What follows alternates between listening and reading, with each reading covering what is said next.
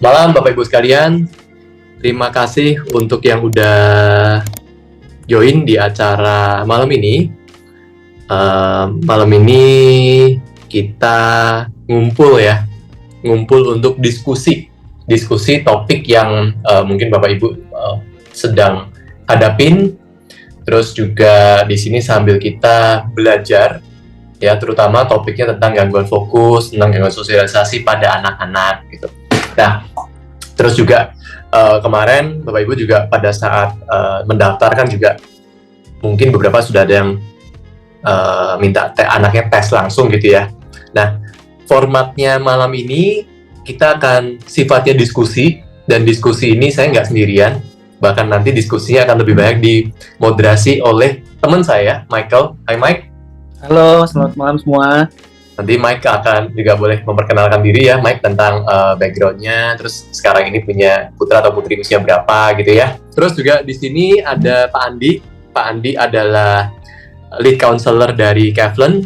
Pak Andi nanti akan bantu coba jelaskan kalau ada pertanyaan-pertanyaan yang sifatnya lebih ke teknis ya, tentang assessment-nya, kemudian tentang pola perilaku anak dan lain-lain. Lalu juga ada Arlin. Halo Lin. Arlin halo semua. Seorang parents, juga seorang entrepreneur. Oh, juga Pak Andi juga parents ya, juga punya anak. Sehingga harapannya kita semua di sini diskusi bisa saling reflect juga tentang apa yang kita sendiri alamin, bagaimana cara kita grow anak-anak kita sendiri gitu ya. Nah, biar nggak terlalu lama lagi, saya akan serahkan stage ini ke Michael. Silakan Mike, the stage is yours with Arlin and with Ko Andi. Thank you semua, selamat malam. Aku mungkin perkenalin diri dulu ya. Aku Michael, aku bapak-bapak, literally bapak-bapak karena anaknya 2. Jadi bapak-bapak. Anakku yang pertama itu umur 3 tahun, mau jalan 4 tahun. Yang kedua tuh mau 2 tahun sebentar lagi. Nah, kebetulan aku juga punya usaha baby care.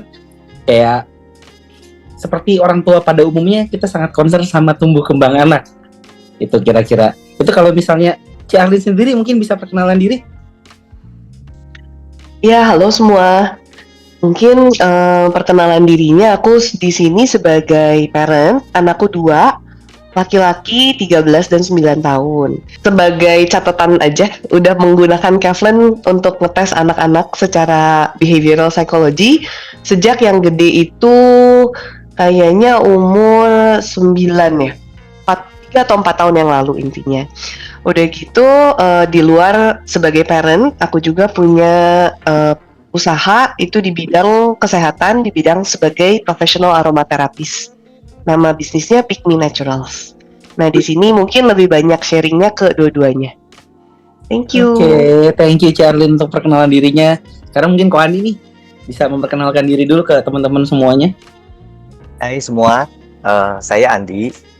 Saat ini sih saya salah satu lead counselor, jadi chief counselornya di Kevlen. Ya, saya juga seorang parent. Anak saya sudah cukup gede-gede. Yang paling gede sudah umur 20. Now it's 22, dan yang kedua adalah twin, jadi umur 20. Itu mereka sudah kuliah semua. Selain di Kevlen, dulu saya juga pernah punya usaha klinik terapi anak-anak. Jadi mungkin bisa juga bantu sharing sedikit tentang bagaimana kita handle anak-anak ya, gitu. Ya. Oke, thank you Ko Andi ini untuk perkenalannya.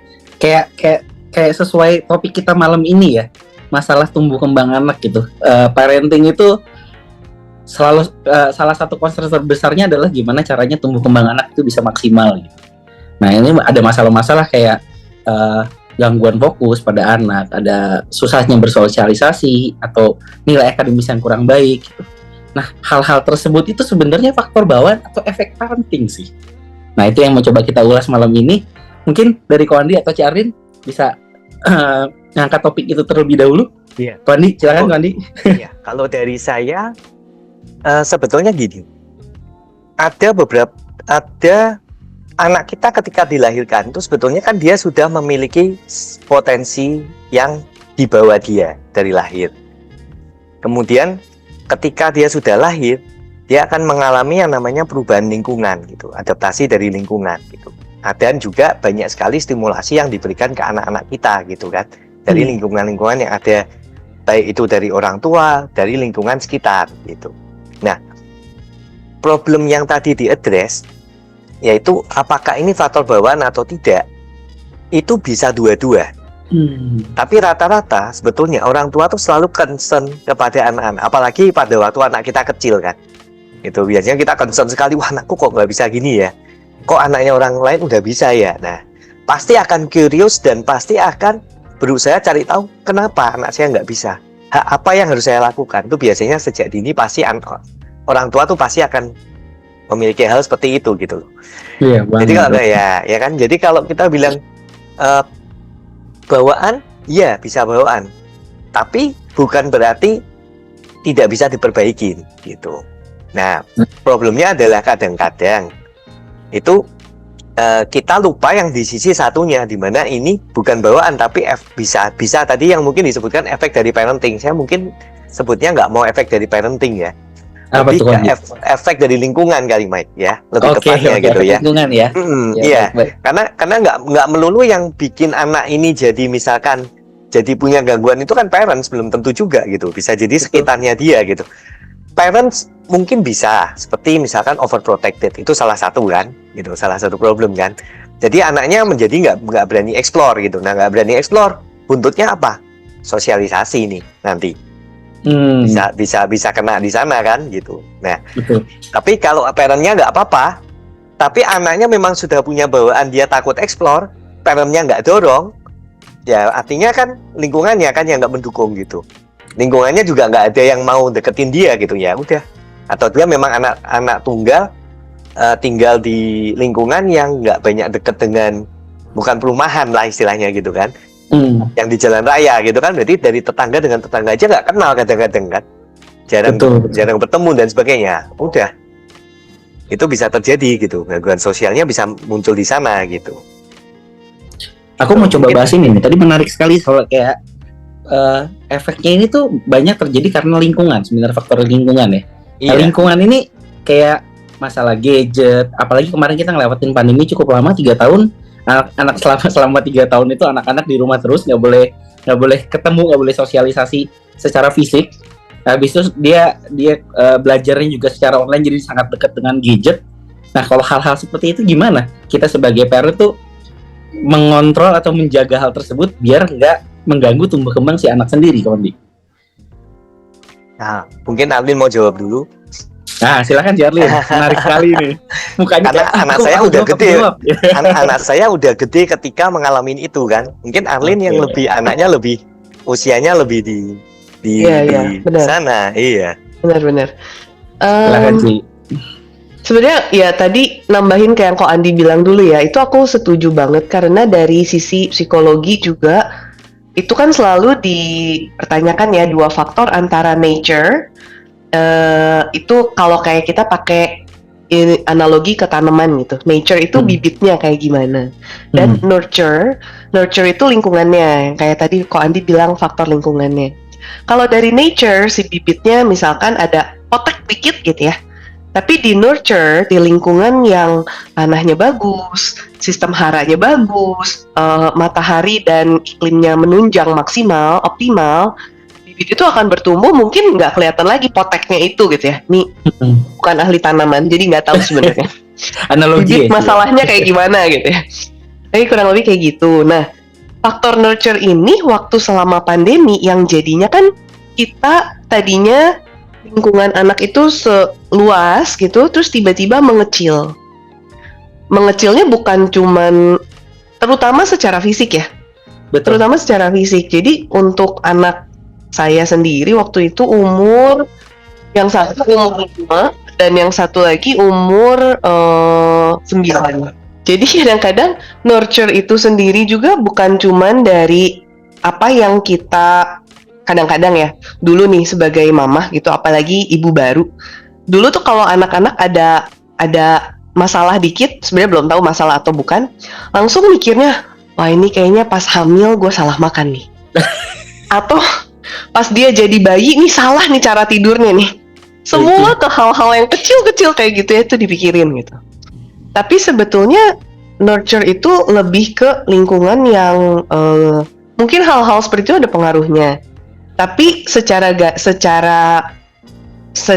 garis besar ya, memandang dari luasnya gitu, itu mungkin efeknya kecil. Tapi gadget, apalagi pandemi, di mana lingkungan sosial dan pertumbuhan anak itu terkungkung jadinya ya. Betul. Itu menurutku sangat-sangat menghambat. Apalagi berdasarkan riset yang dari dulu sampai sekarang masih berlaku, penggunaan gadget untuk anak di bawah 2 tahun, dari newborn sampai 2 tahun, itu seharusnya 0. Bahkan bukan kurang ya, tapi zero ya, zero screen time gitu. Nah itu saya cukup ketat tuh itu ya. Sama-sama. Cukup ketat waktu anak sampai 2 tahun. Tetap aja meskipun ketat kayak gitu, bukan berarti mereka jadi nggak tergila-gila dengan gadget kalau misalkan lingkungannya memang menyediakan yang seperti itu. Itu kalau pihak sekolah nih ngobrol sama guru-guru dan kepala sekolah bilang selama pandemi anak-anak itu kayak macet pertumbuhannya. Jadi anak-anak yang kelas 1 masuk lagi sekolah di kelas 4 kayak masih nyangkut di kelas 2 gitu. Pertumbuhannya ya secara mental dan keahlian sosialnya, keahlian komunikasinya itu cukup berat ya. Nah itu kita sebagai orang tua tuh hal-hal apa yang harusnya kita lakukan atau sebaiknya kita lakukan, karena tindakan yang kita lakukan sebagai orang tua kan hal yang bisa kita kontrol ya. Dan untuk tumbuh kembang anak kan itu sebaiknya sifatnya preventif dan bukan reaktif. Benar. Nah, kalau hal apa yang bisa kita kontrol biar tumbuh kembang anak itu bagus gitu kan, dari Ci Adna atau Ko Andi sendiri gimana? Ini nanti mungkin aku nyambungin ke Ko Andi ya. Okay. Kalau dari aku pendapat pribadi aja sih, ini sebagai orang tua kita itu harus observasi anak, bener-bener ngelihat ada apakah yang tiba-tiba berubah. Terus kenapa aku mengeteskan anak-anak Kavlen gitu untuk dari sisi psikologi perilakunya, supaya sebagai orang tua aku nggak subjektif. Jadi bisa ngelihat anak ini tuh secara objektif sebetulnya kayak gimana sih pola komunikasinya, cara dia belajar. Mungkin Ko Andi bisa jelasin lebih lanjut di situ. Wah, ini Ko Andi ini menarik banget nih barusan kata-kata yang diucapin sama Ci Arling gitu. Bagaimana kita sebagai parents bisa melihat anak itu objektif dan nggak subjektif. Karena hal tersebut kalau kita ngeliatnya subjektif kebanyakan berantem ya jadinya ya. Kayak kita ngembangin anak itu kayak maunya kita nih sebagai orang tua, egonya kita sebagai orang tua. Nah, kalau dari Ko Andi sendiri gimana caranya kita bisa ngelihat si anak itu dengan objektif dan nggak subjektif kok? Oke, gini. Yang jelas selama ini di sisi psikologi itu selalu ada yang namanya assessment. Fungsi dari assessment adalah itu sebetulnya. Nah, problemnya adalah kadang-kadang assessment ini ada yang diperlakukan tidak pas ke subjeknya. Itu contoh seperti alat tes manapun, kita nggak akan pernah bisa mengetes anak-anak dengan kebutuhan khusus. Nah itu pasti gitu kan. Kenapa anak dengan kebutuhan khusus dengan tipe kebutuhan khusus tertentu ya? Kita bilang mungkin di sini kita kan nggak boleh nyebut autis ya. Kita harus sebutnya adalah Autistic Spectrum Disorder (ASD) gitu. Jadi spektrum yang masuk di spektrum autistik gitu. Ya. Nah kalau yang seperti itu kan mungkin diperlukan tambahan dengan observasi yang lebih mendetail dari orang-orang yang lebih kompeten di bidangnya gitu.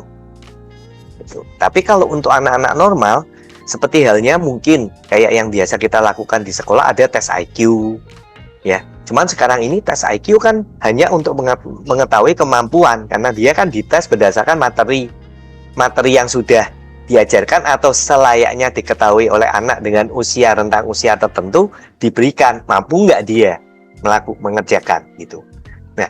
Sekarang ini kan zamannya udah bukan IQ lagi, kita zamannya udah EQ. Gitu. Nah, EQ ini itu yang tadi Alin sebut. Itu adalah hal-hal yang tidak bisa dihitung dan kadang-kadang nggak bisa kita lihat kasat mata gitu loh. Nah, kadang kita, apalagi kita sebagai orang tua, kita juga punya feeling kan. Kita juga punya karakter. Kita juga punya subjektivitas. Besar kecil kita juga punya subjektivitas sendiri gitu. Dimana kita menganggap bahwa kalau nggak seperti saya, subjektif kita ya, kalau nggak seperti saya berarti kurang pintar istilahnya gitu. Bisa terjadi kan seperti itu kan. Nah, padahal mungkin anak ini di kelasnya dia sudah paling bagus, sudah paling pintar gitu loh. Bisa terjadi gitu kan. Tapi pintar ini kan kita bilang pintar itu berbeda dengan cerdas sebenarnya ya. Kalau saya lebih suka anak saya itu cerdas bukan pintar. Karena pintar itu bisa berasal dari latihan. Mendapat nilai 10 terus itu pintar. Tapi kalau cerdas itu dia bisa mengkaitkan, dia bisa melogikakan. Nah, berbeda gitu. Dia tidak harus selalu dapat 10 tapi dia tahu konsepnya. Gitu. Nah, itu perbedaan-perbedaan seperti itu, persepsi seperti itu, kadang-kadang kalau kita hanya menilai dari sisi sudut pandang kita, dengan kita mengobserv dan menggunakan apa yang kita punya untuk menilai, kadang-kadang kita bisa mislead atau sisi yang pertama bisa mislead dengan apa yang sebetulnya bukan problem, kita anggap itu problem. Satu itu. Yang kedua, mungkin kita bisa overlook. Overlook itu adalah ternyata anak saya sebetulnya anak ini punya kemampuan tertentu, bakat tertentu, tapi kita overlook, kita nggak pernah lihat sisi itu gitu loh. Jadi akhirnya kan dia kepengen berkembang di sisi itu, kita juga batasi kan. Karena tuh ngapain kamu mau belajar musik misalkan gitu. Gitu. Nah, padahal ketika kita melakukan assessment ternyata memang loh, kalau anak dengan potensi seperti ini, dengan perilaku seperti ini, ada kemungkinan dia akan bisa bermain musik dengan baik. Nah, kalau sekarang bayangkan gini, dia memiliki bakatnya, tapi kita nggak pernah expose bakat itu ke dia, nggak pernah kasih dia kesempatan untuk explore. Apakah bakat itu akan menjadi sesuatu yang berkembang? Nah, kan tidak gitu, karena nggak ada kesempatannya gitu. Ya. Karena nggak ada kesempatannya gitu loh. Nah, hal-hal itu yang mungkin menjadi sisi yang tadi disebut oleh Arlin. Karena kalau kita nggak subjektif, kita objektif, berarti kita melihat sisi lainnya juga gitu loh. Terus mungkin juga kita bisa menangkap dari hasil-hasil ini, kita bisa menangkap bahwa ternyata dia melakukan itu bukan karena bayangan saya, dia itu nakal. Ternyata bukan nakal gitu loh. Dia itu justru cerdas, karena dia cerdas dan kreatif, makanya dia seperti itu gitu loh. Nah, hal-hal itu kadang-kadang kan itu tadi yang saya bilang, positif kita lihat sebagai negatif kan. Itu jadi melihat tidak secara objektif. Iya, kan sayang kalau anak-anak sampai ternilai seperti itu gitu maksudnya. Oke, itu tadi masalah bagaimana kita bisa melihat anak itu secara objektif ya. Nggak subjektif lagi gitu, biar kita bisa memfasilitasi mereka dengan benar.